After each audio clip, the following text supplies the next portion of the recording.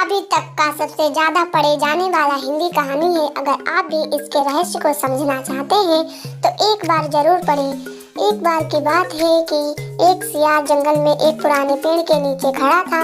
पूरा पेड़ हवा के तेज झोंके से गिर पड़ा। सियार उसकी चपेट में आ गया और बुरी तरह घायल हो गया। वह किसी तरह घिसटता घिसटता अपनी माद तक पहुंचा। कई दिन बाद वह माद से बाहर आया। उसे भूख लग रही थी, शरीर कमजोर हो गया था। तभी उसे एक खरगोश नजर आया। उसे दबोचने के लिए वह झपटा। सियार कुछ दूर भागकर हाँफने लगा। उसके शरीर में जान ही कहाँ रह गई थी।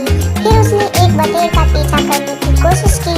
यहाँ भी वह असफल रहा। हिरण का पीछा करने की तो उसकी हिम्मत भी ना हुई। वह खड़ा सोचने लगा, शिकार वह कर नहीं पा रहा था। भूखा मरने की नौबत आई ही समझो। क्या किया जाए। वह इधर उधर घूमने लगा पर कहीं कोई मरा जानवर नहीं मिला। घूमता घूमता वह एक बस्ती में आ गया। उसने सोचा शायद कोई मुर्गी या उसका बच्चा हाथ लग जाए। सो वह इधर उधर गलियों में घूमने लगा। तभी कुत्ते भौं भौं करते उसके पीछे पड़ गए। सियार को जान बचाने के लिए भागना पड़ा। गलियों में घुसकर उनको भगाने की कोशिश करने लगा पर कुत्ते तो कस्बे की गली गली से परिचित थे।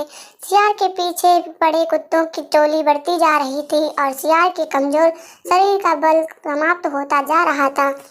सियार भागता हुआ रंगरेजों की बस्ती में आ पहुंचा था। वहां उसे एक घर के सामने एक बड़ा ड्रम नजर आया।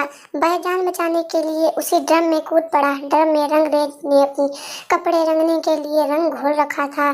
कुत्तों का टोला भागता चला गया। सियार सांस रोककर रंग में डूबा रहा।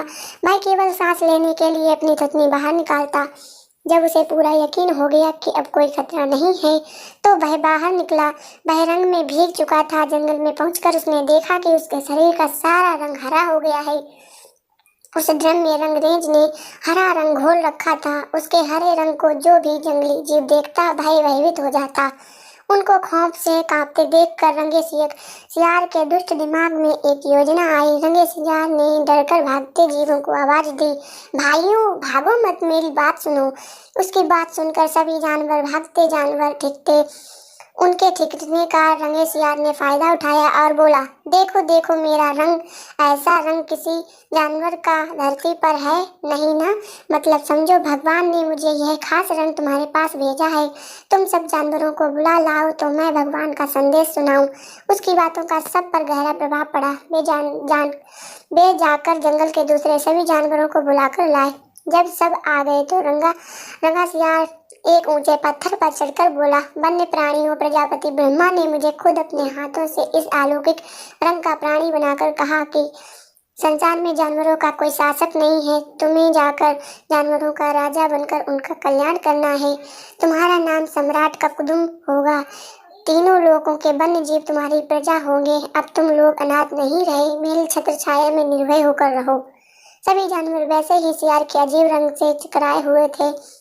उसकी बातों ने तो जादू का काम किया। शेर, बाघ व चीते की भी ऊपर की सांस ऊपर और नीचे की सांस नीचे रह गई। उसकी बात काटने की किसी में हिम्मत ना हुई।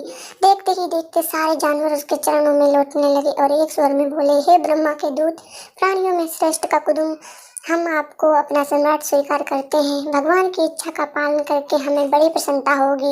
एक बूढ़े हाथी ने कहा, हे सम्राट, हम अब हमें बताइए कि हमारा क्या कर्तव्य है। रंगा सियार सम्राट की तरह पंजा उठाकर बोला, तुम्हें अपने सम्राट की खूब सेवा और आदर करना चाहिए। उसे कोई तकलीफ नहीं होनी चाहिए। हमारे खाने पीने का सही प्रबंध चाहिए। शेर ने सिर झुकाकर कहा, महाराज ऐसा ही होगा। आपकी सेवा करके हमारा जीवन धन्य हो जाएगा। बस सम्राट ककुदुम बने रंगे सियार के शाही ठाठ हो गए। वह राजसी शान से रहने लगा। कई लोमड़ियां उसकी सेवा में लगी रहती। भालू पंखा झुलाता। सियार जिस जीव का मांस खाने की इच्छा जाहिर करता उसकी बलि दी जाती। जब सियार घूमने निकलता तो हाथी आगे आगे सूंड हिला उठाकर बिगुल की तरह चिघाड़ता चलता। दो शेर उसके दोनों ओर कमांडो बॉडीगार्ड की तरह होते। रोज ककुदुम का दरबार भी लगता। रंगे सियार ने एक चालाकी यह कर दी थी कि सम्राट बनते ही सियारों को शाही आदेश जारी कर उस जंगल से भगा दिया था। उसे अपनी जाति के जीवों द्वारा पहचान लिया जाने का खतरा था। एक दिन सम्राट ककदुम खूब खा पी कर अपने शाही मांद में आराम कर रहा था कि बाहर उजाला देख कर उठा। बाहर आई चांदनी रात खिली थी। पास के जंगल में सियारों की टोलियां हूँ की बोली बोल रही थी। उस आवाज को सुनते ही ककदुम अपना आपा खो बैठा। उसके अंदर के जन्मजात स्वभाव ने जोर मारा और वह भी मुंह चांद की ओर उठाकर और सियारों के स्वर में मिलाकर हूँ करने लगा। शेर और बाघ ने उसे हूँ करके देख लिया। बेचौंके बाघ बोला, अरे यह तो सियार है, हमें धोखा देकर सम्राट बना रहा है। मारो नीच को। शेर और बाघ उसकी और लपके और देखते ही देखते उसका तिया पांचा कर डाला। सीख, नकलीपन की पोल देर या सवेर जरूर खुलती है।